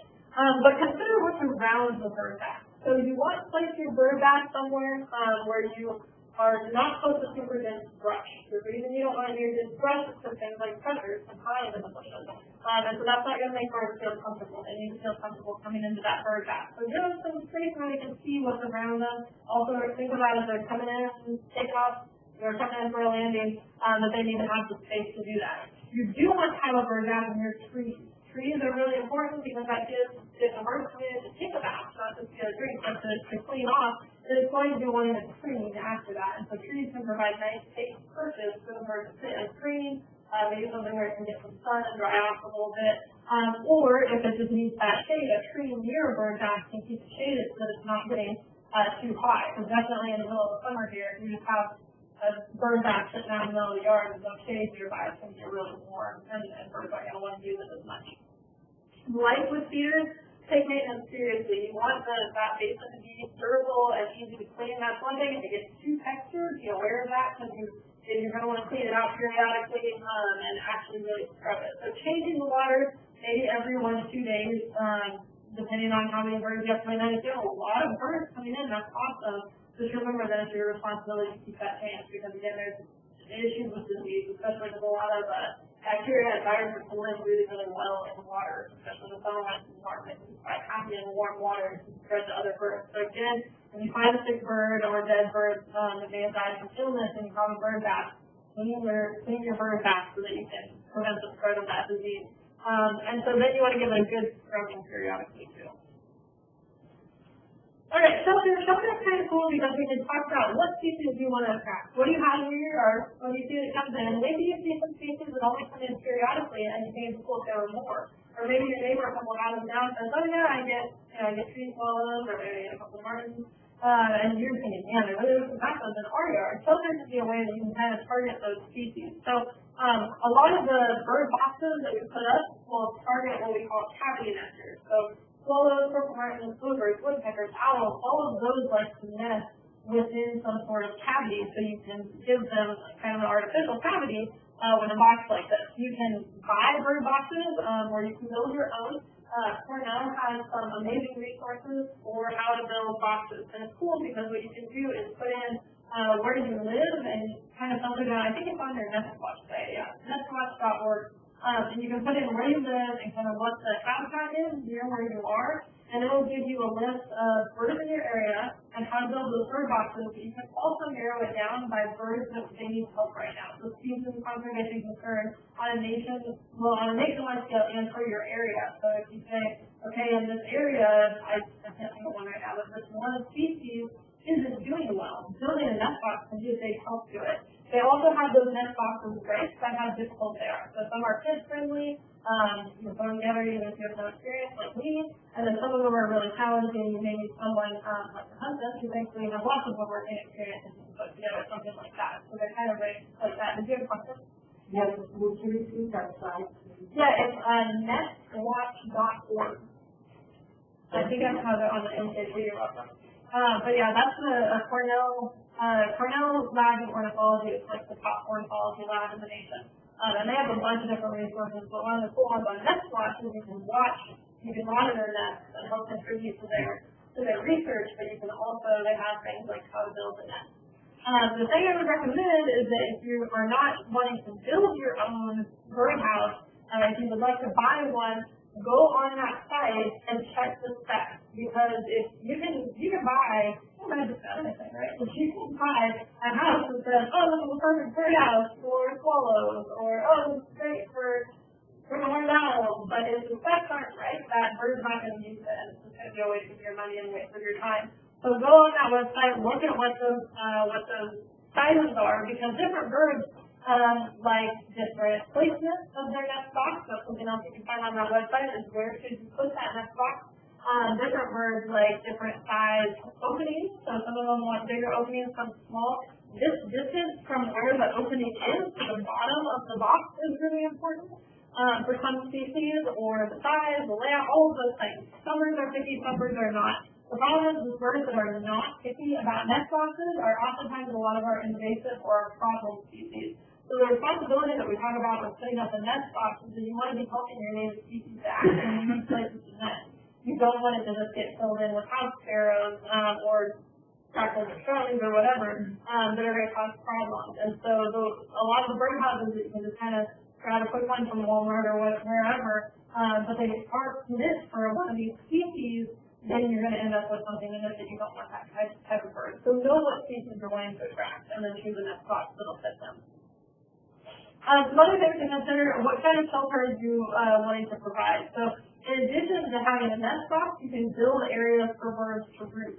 Some birds, especially in the winter, need a nice warm place for at night, and you can have some of those, you can build some of those specifications as well. Think about safety. So what's happening near the nest box? This is talking about once you've got your nest box and where are you going to put it. Don't put it next to where your kids are always playing catch. Right? That's probably not a safe place for a nest box. Don't put it next to where something else dangerous is happening. Whatever is nearby, you kind of evaluate the things you do in your backyard. You probably don't want it close to the house, for one, because you might be doing more and disturbing more around your house. But also be careful of the proximity to windows, because again, as you have birds coming into this, you don't want them striking your windows. So that's just something else to be aware of. There's also ecological threats. Predators are a big thing to be aware of with nest boxes. So especially where you're placing it and what the structure is that you're placing it on, you want to make sure that predators can't get in there, otherwise you're basically building a vending machine, and that's not good. So you want to make sure that you choose the site, and again, you can find those specifications on that website. You can keep predators away. Sometimes this means if you've got it like on a pole, you may want to put a funnel collar on that to keep predators from going up into it. Maintenance is really important. Keep them clean, especially at the end of the season. Again, if you're putting up a nest box, you're taking on the responsibility to care for that nest box. So at the end of the season, make sure you clean it out. Just as you go through the season, check on it. Remove any invasive species that are on there. Now, this is one that's sometimes hard for people, but there are some of our invasive species, especially house sparrows. House sparrows are really bad about it. They'll come in, they'll kick out the other birds, they'll harass these old birds, they'll destroy the eggs and the chicks, and they'll move in. They're not native to here, those came from Europe, and they've caused a lot of damage, and they've been contributing to the decline of some of our native species. So if you go in and you see that there's a house sparrow going in and out, and it's laid its eggs in there, you actually, because those are not a native species, they're not protected under the Migratory Bird Treaty Act. So you can remove house sparrows, starlings will do the same thing. You can remove those. You can destroy the eggs, you can destroy the adults. Again, that's a hard thing for people to do sometimes. It's not nice to have to destroy bird eggs, but you really don't want your house to be supporting those species that are already causing problems, that are already causing declines of our native species. So you may consider that. Are you willing to put up if you're going to put up a bird house, are you willing to remove any invasive species that you find? Alright, so natural shelters would also be great. If you're not wanting to put up a nest box and go through the trouble of that, think about where you can have natural shelters in your backyard.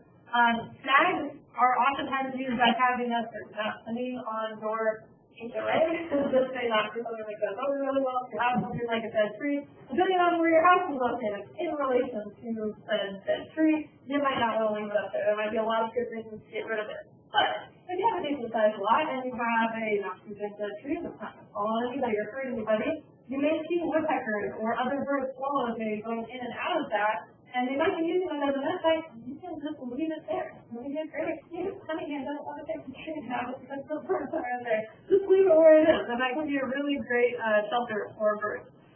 Trim trees in the winter or the early spring. Don't determine your trees when you might have nests in them. I had someone bring me in a songbird nest from a branch that they had trimmed off. Thankfully, it was already empty, but you hear that all the time that people think, oh man, it's summer, I haven't got time to trim my trees, not enough time for the trees to be trimmed anyhow, but that's when they have the time to do it, and then they chop up the branch only to find that there was a nest with it, and that's not going to turn out well for that nest. So make sure that you're doing that trimming of trees at a time when it's not going to affect birds. Keep your trees and shrubs kind of Goldilocks style, and this depends a lot on what birds you have, but you want it to be not too dense and not too sparse. So if you have trees that are just gotten so overgrown you've never trimmed them and they're really dense to where birds can't get in there, they're probably not, going to go in there and use that. So we have some great hornbills out where we live. We actually have a pair, mating pair that produced young this year, and they started using the trees in close to our house after we trimmed the trees. The trees had never been trimmed in the 20 years that the house had been there. The trees had never trimmed them, and they're really dense. And if you think about an owl, great big wingspan, they wouldn't go into those trees. And then once you trimmed them, they came up close to the house, which is pretty cool.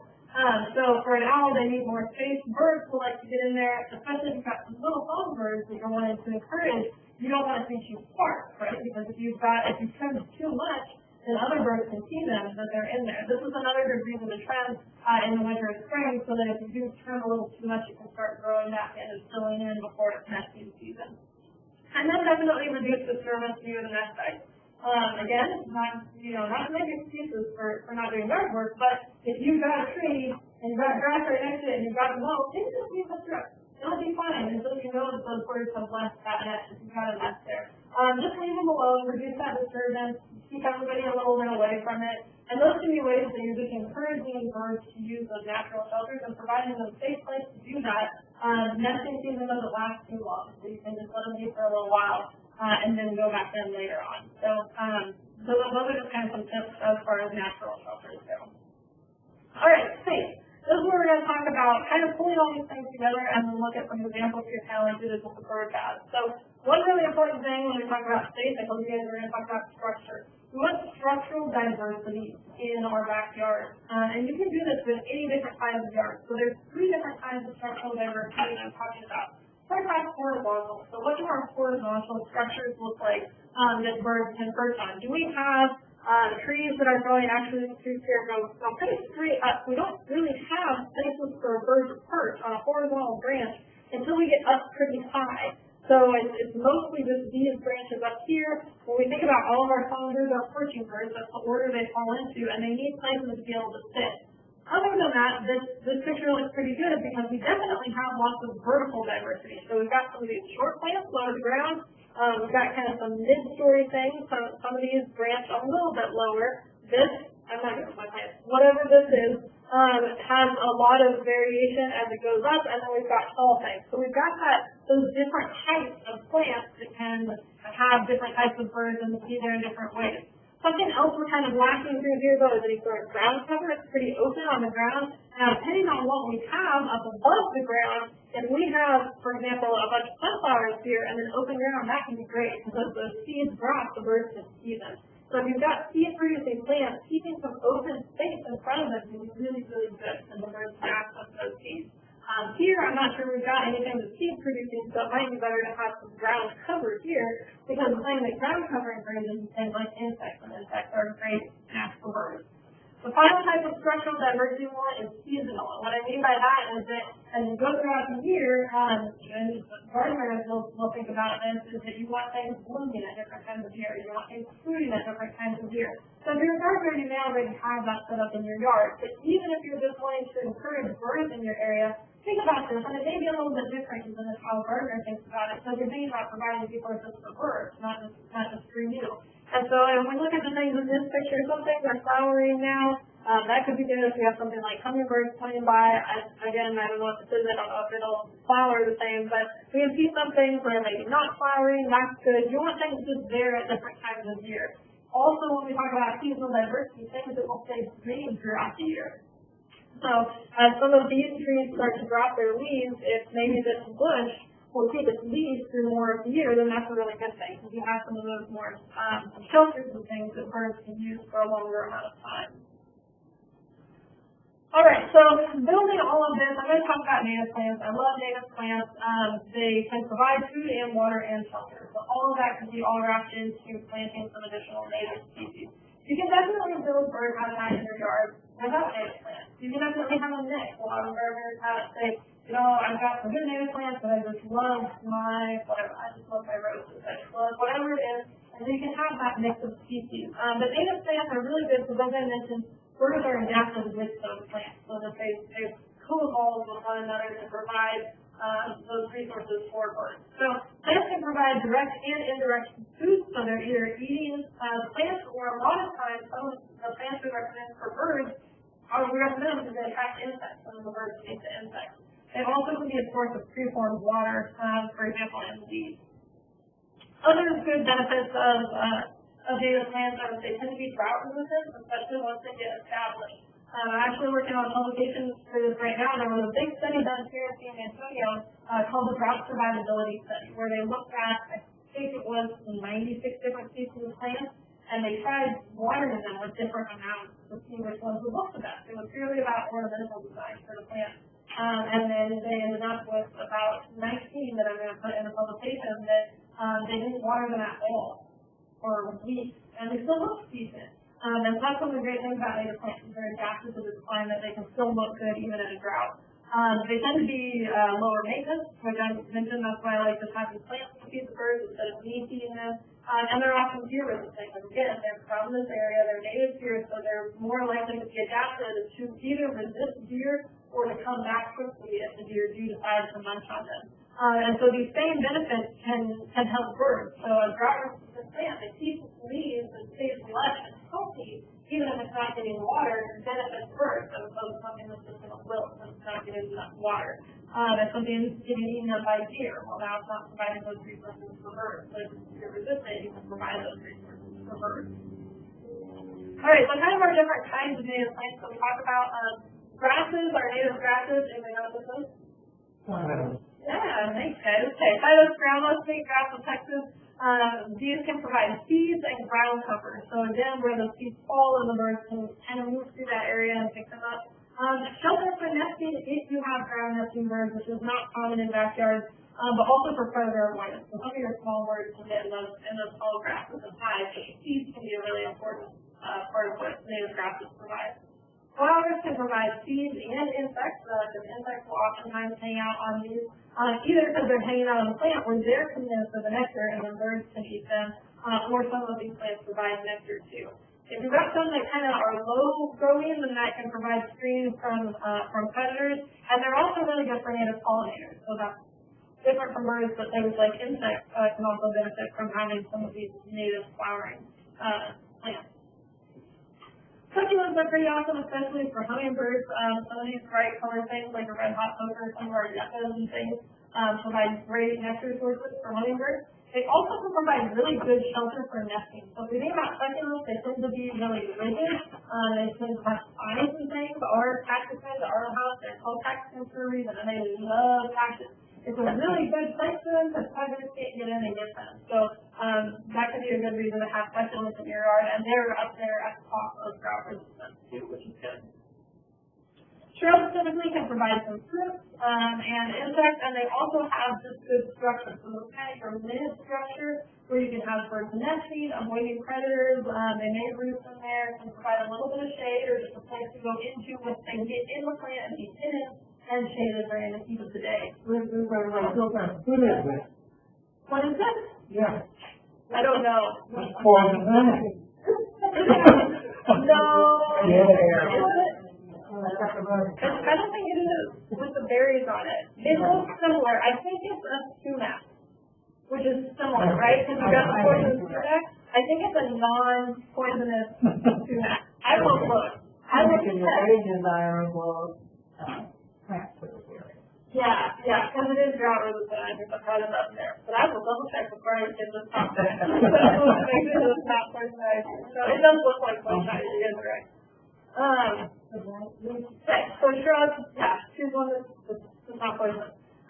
Trees, again, fruits and insects, these again, just having some of that taller structure for nesting can be great because you allow birds to get far off the ground from where any terrestrial predators can't get them.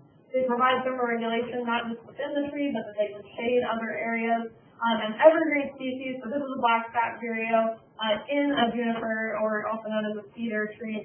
And so there's just got that year-round shelter. Again, probably doesn't matter how many deer you plant in your yard, you're not going to get black cat vireos because they're not typically coming into urban areas. However, planting something similar to that can be great for the birds that are in the winter because it provides them with that year-round shelter. Okay, so a couple examples of yards really quick. This year here, what do you guys think about this for birds? Not so much. So what's it lacking? Tree, yeah, shelter mainly, right? So we pretty much we definitely don't have a lot of horizontal diversity or vertical diversity. We kind of got some lawn, and we've got a vegetable garden, which may, birds may go through there, but there's just not too much going on. This is why I think it's really important for you to think about what your goals are for your garden. If your goal is to be on the most nice garden parties, it looks like a lovely yard, and definitely not anything bad about this yard, but if you're trying to attract birds, this is probably not going to do the trick. What can we do here to attract birds? Water, yeah, that's one thing. The one thing that I would probably recommend here, now this would be like a whole redesign of the yard, but if you were designing this in the first place, if all of these beds were moved forward a little bit, what do you see in this yard behind us? Our neighbors have really, really nice trees. So when we talk about the scale and the pace of how birds are connected, if all of this is scooted forward and we had our own row of trees or even just shrubs, something along this back fence, it would provide some habitat in this yard and also that connecting habitat to whatever the neighbors have over there. So that's one thing that I would do differently here. Okay, how about this one? Cool, smart, fun. So if you'll note, this is an agri-life fair. Digging Sun at my own agency, but the goal of this garden was not to be designed for birds. The goal of this garden was to be drought resistant, and it is. This is a great drought resistant garden. So if that's your goal, it's good. But if you wanted to take this and design it for birds a little bit more, this I think is just supposed to be a water feature, but it's not a bird bath. You could instead have a bird bath here. And that would be great, but we've got a lot of open space here. This looks freshly planted, so I'm sure some of these ground covers are designed to kind of spread into that. But we have these, I'm sure, as they grow, will look really nice, but think about what resources they might be providing, and I'm not really sure they're going to provide anything for birds, whereas we could choose something that maybe grows a little taller to provide a place for birds to hide or produces some seeds. If these here, we could have chosen a seed-producing species so that if we do have this open ground, we have a seed-producing species here so they can then drop that onto the open area. We do have some nice succulents back in here. This could be something that birds nest in. Some of our trees here need to get a little taller, but some look pretty freshly planted. So again, it's a good setup if we're trying to save water. You could add some things for birds. Thinking about our fence lines too, because you've got already that structure there that birds can perch on, it'd be great to see more plants up along that fence line where you know birds are already going to be perching. Or if you have a bird bath, something that's missing from around this bird, if that were a bird bath, is to have a perching site, right? When the birds take a bath, they want somewhere to preen, having that closer to the fence so they can perch there, or even better, as the tree gets bigger or if you have a tree closer that was bigger, to give birds a place to perch and preen after they bathe. Okay, how about this one? This one's better. Again, the credits on all of these pictures are somewhere near the pictures. I got these from Flickr. Whoever owns this yard, I want her to know that I use a picture all the time. It's a good example. And it's a good example, too, of not having to go. So this picture came from somewhere up near Dallas, I think. It's a good example. You don't have to go all native. I'm a huge proponent of native plants. But whatever, again, I don't know what plants, I don't know what these things are, but they're not native. This isn't a native species. But then there's some things that maybe are. This looks like it may be a garden of some sort. We may have berries or something over here. They may not be native, but again, we've got, first off, horizontal structure diversity. So we've got a variety of things that give us places for birds to perch, kind of at different angles. We've got this lattice work, which birds like to have. This tree has some horizontal branches down low. We've got structural diversity of kind of this ground cover that provides a nice little some hiding spots for birds, but we also have, if you'll notice here, there's kind of some open spots. So if this is our berries or seeds, maybe if we were to have something like sunflower here, you have an open spot for birds to feed. We have probably some seasonal diversity. It looks like a lot of things are in bloom right now. Something you could add to this yard would be maybe some more evergreen things that would last throughout the year a little bit more. I don't see any water in here. I'm not sure that might be a bird back there. Yeah, let's see if we have a bird back. So there's a lot going on. It looks, if you notice too, we'll go back to this one, it looks messier, right? But if we think about nature tends to be kind of messy. Again, needless to say, huge, does not have to do as much yard work. But let it be a little bit messy, but that's the natural structure that birds will benefit from more. So that's a pretty good example.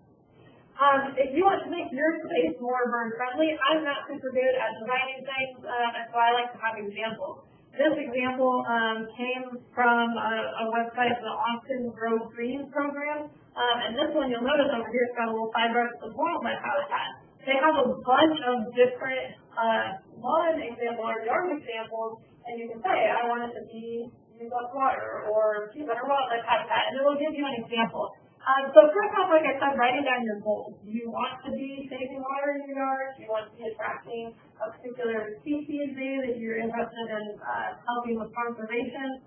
Consider serendipity. Do you love gardening and you want to be out there every day? Do you not really want to be out there? You want to get it set up and do it once and then not have to do too much to it? What do your resources look like to do this? Do you want to overhaul your backyard, or do you just want to change a few things? Maybe change each summer you add something new or change something. And so that's just some things to think about. It's good to sketch it out, look at what you have, what you might want to add. You can easily find lists of native plants. I think this Grow Green site has some. If you're interested, I have some too that I'm kind of starting to build that you can get a good native plant that can be beneficial to birds. And like I said, too, that publication for that drought survivability study that we're working on, Sam will definitely have that once we get that finished. And it'll have all those plants that are super drought resistant, and then we'll list on there what species they can benefit, so birds, lizards, things like that.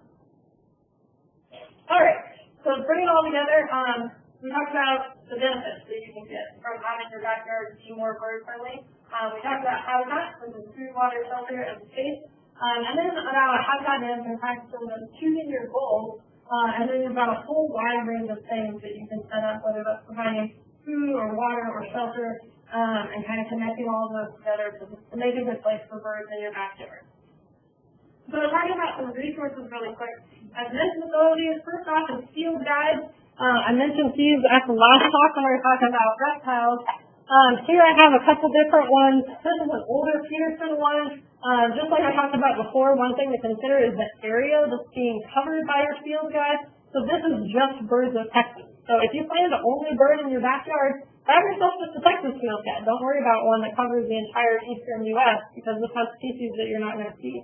So some of the Texas ones can be really good, but remember the format is also different. This is very much a personal preference thing. For birds, I love the Sibley guide because it's got your bird and it has a description, and the picture and the map all together, whereas the way the key distance field guides are laid out, like this one, you've got your descriptions separate from your pictures.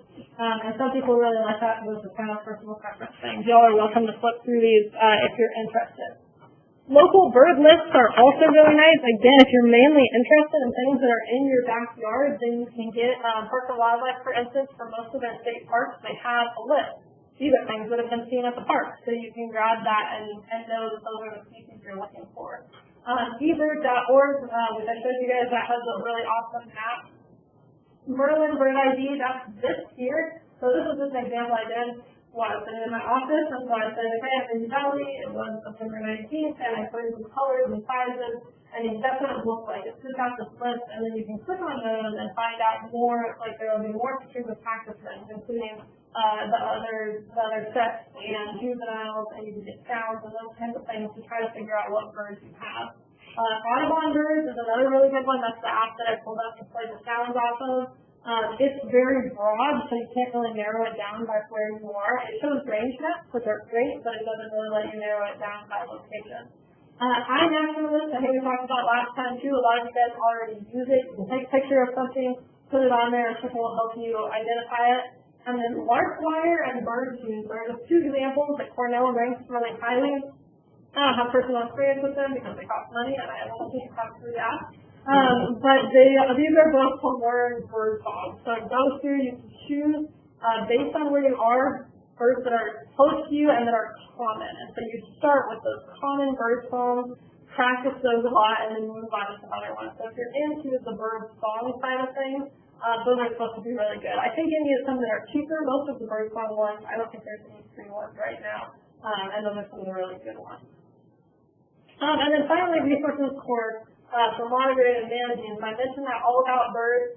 They have, in addition to species accounts and sounds and all of those things, All About Birds has a lot of good resources about feeders and bird baths and keeping things clean, and if you get invasive species, all of those things are in there.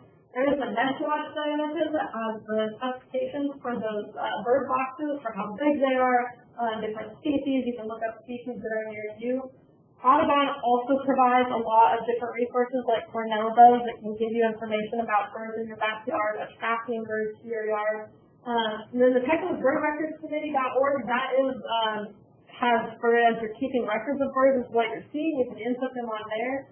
And then finally, this is the Parks and Wildlife website for bird watching, and it's got, again, different resources. This is really good to find those local bird lists. So if you're headed to a state park and you know you want to get the list, a lot of times they'll have it in the park if you stop at the visitor center. But if you want to maybe check it out in advance, know what you might see, make a list of things you hope to find, you can get a lot of those guides from that website. Finally, this is my contact information. Again, just to note, all those pictures throughout the presentation were Creative Commons and came from other sources.